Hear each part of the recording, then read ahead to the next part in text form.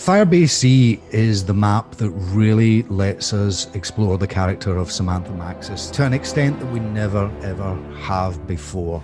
D Machina was really introducing people to the Dark Ether storyline, which, you know, as I've said in the past, only exists because of everything that had gone before, but it now has a whole new trajectory, and Firebase Z is the one that really makes it explode.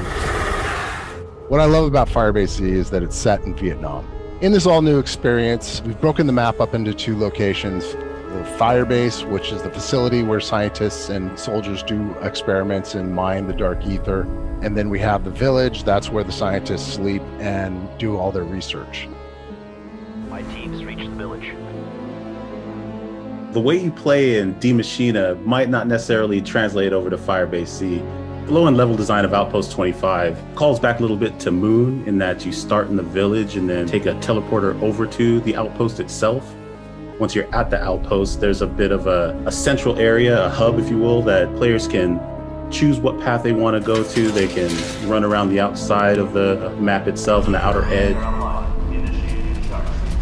You know, working on a zombies map is a very interesting experience. I've been working on zombies maps since Call of Duty World at War. A lot of the way we do the sound design for these maps is still kind of rooted in how we did it back then. It's very seat of your pants, wild and crazy. Let's try and make this stuff sound really cool, scary, creepy.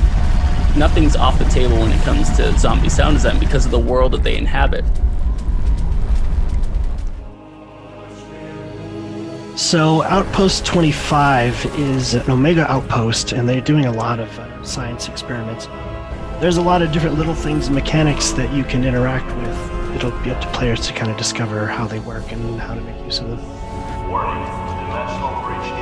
I'm most excited for players to experience these assault rounds. It's a very different way of playing than you're used to. It follows more of like the holdout style of gameplay, but it's not so static. You still have to move around. Artillery strike and napalm strike start to become key at the higher rounds, especially in the assault rounds, because it's just excellent crowd control on top of just being super epic. Standing at an elevated position, kind of looking down at the defense lines while these artillery strikes are just bombarding the play space. It's awesome. When we got together to try to brainstorm ideas for new enemies, you know, there's lots of different ideas that came about. You know, the one we kind of gravitated towards was this idea of the ambush style enemy.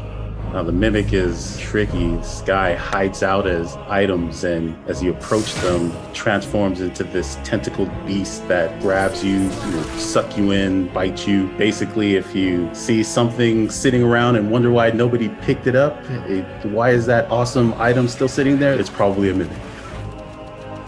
The RAI-K84, or as we like to call it, the Ray-K, is based on an old Russian prototype under weapon that never saw the light of day.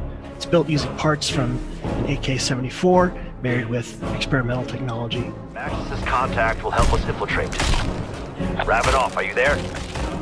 Finally, there is little time to waste.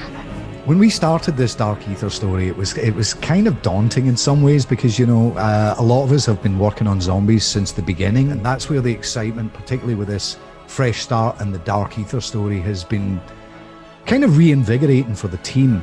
I don't think I've ever felt as excited about post-launch seasons of content as I do this year. I think people are probably, when they get to the end of this, they're going to look back at what we've done and go, I did not see that coming. If any harm comes to her, I will kill you myself.